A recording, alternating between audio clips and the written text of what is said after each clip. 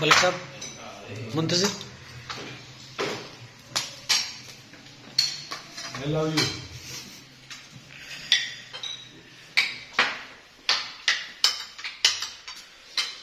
ये जी उस्ताद मोहतरम मियां अजीम नज़ीर साहब की तरफ से दोस्तों के लिए पुरतकल्लफ दावत। माशाल्लाह भी साहब ने बहुत अच्छा एहतमाम किया है खाने का,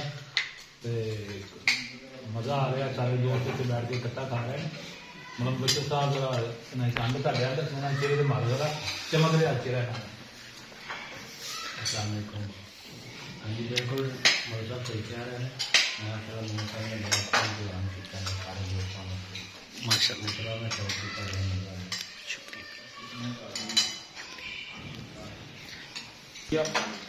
मियां अजीम साहब आपका माशाल्लाह बहुत अच्छा इंतजाम किया।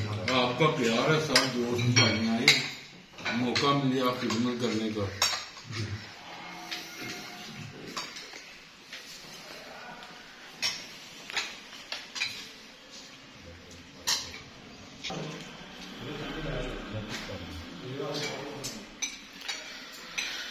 भजन यार मेरी रोटी 12 साहब खा जानी है। मैं इस तो कह रहे हैं कि फटाफट मैं भी आ जाऊँ।